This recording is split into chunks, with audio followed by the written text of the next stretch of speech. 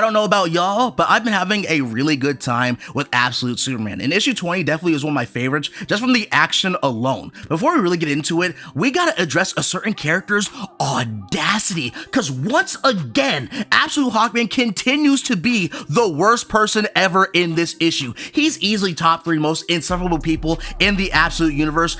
Go check out my video breaking down his character if you don't know why this guy sucks, but I think you can put 2 and 2 together why this guy is horrible just from the thumbnail. Jumping into the issue, King Shazam, aka Absolute Black Adam, has been released from his prison that he's been held in for thousands of years, and this man is pissed. This man was apparently ruler of the world for like a week, then he got backstabbed and essentially banished for thousands of years. And not gonna lie, if I somehow speedrun from ruler of everything to jail in a week, I'd be pissed too. Superman pulls up on the scene, tried to calm this man down, but he's not trying to hear it. After being betrayed in the past, King Shazam is not taking any chances. Everyone is an op to him right now. Punches Superman over 1,000 miles away off rip. Steel is also there because he wanted to get revenge on Absolute Ra's al Ghul for being one of the worst beings ever, but realizes that King Shazam is just too big of a threat to ignore right now. So Steel teams up with Superman and these niggas start boxing all over the planet. I'm not even joking. This is a Dragon Ball Z ass fight. They throw hands in every major city. They even pull up to Gotham, and Absolute Batman is there watching everything. And even though there's no speech bubble or thought bubble, you can just tell the words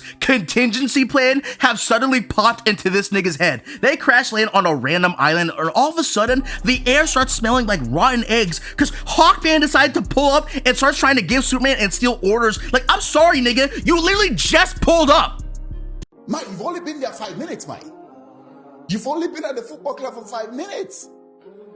Like, I'm sorry, he is genuinely the worst. No one gives a fuck that you had your powers for 80 years, bro. You spent those 80 years working for the worst people ever, literally protecting people who are actively making the world worse, and even protecting people who are literally assaulting children, and you kill all the actual heroic people that are trying to put a stop to these disgusting individuals. And then you have the audacity, the gall to throw yourself a pity party for working for these people, but oh my god, after Superman put you in your place when he saved you and all Metropolis from absolute parasite.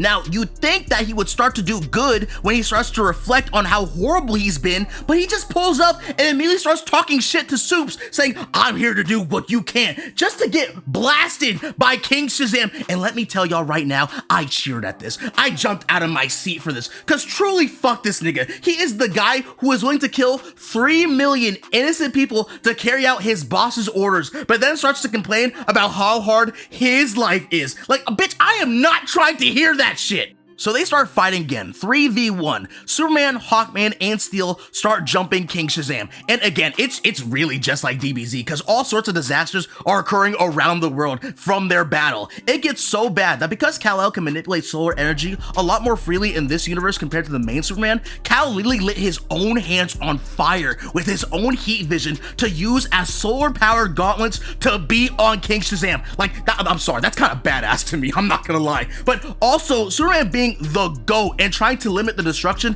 is saving all the people around the world caught in the crossfire of their battle, all while fighting King Shazam at the same time. Literally stated, not a single person died because of Kal being a true protector of the innocent, because that's what a real Superman does.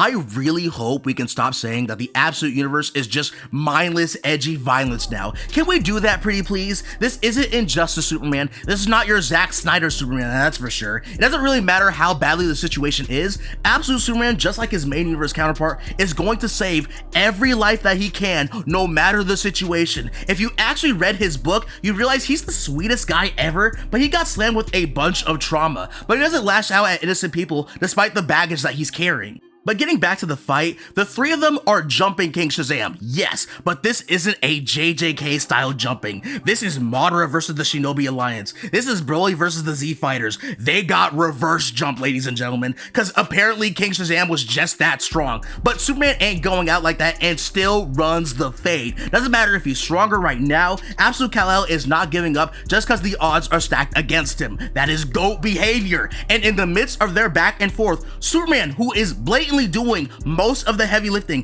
tells Hawkman to fuck off because he keeps trying to kill Shazam while he's just trying to subdue him. And the nigga has the audacity to swing on Superman again. Fuck you. Oh, fuck you, fuck you. Fuck you, fuck you. Fuck, fuck, fuck, fuck, fuck, fuck, fuck, fuck, fuck, fuck, fuck, fuck, fuck, fuck, fuck, fuck.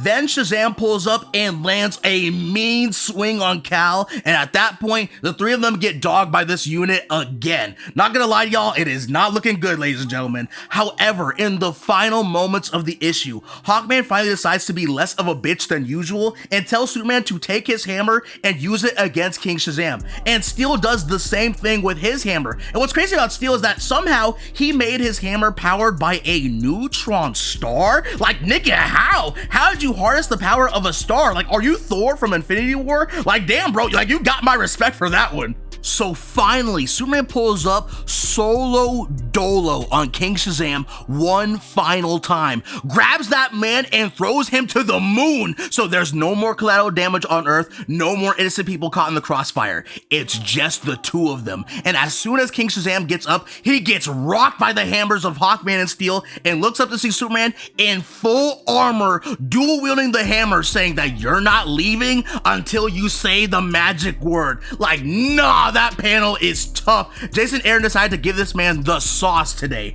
And just in case y'all don't know, Jason Aaron is the same guy who wrote the Thor God of Thunder storyline, where Thor fought Gore the God Butcher, and Thor ended up dual wielding 2 Mjolnirs to put that man down. So you can understand how hype I am for the next issue if the fight between Superman and King Shazam has even a fraction of coolness that fight did. Yeah, I honestly cannot wait. Tell me what you guys think in the comments below. And if you haven't already, definitely give Absolute Superman a read. I think it is a solid storyline. I hope you have a great day and please stay safe. Peace.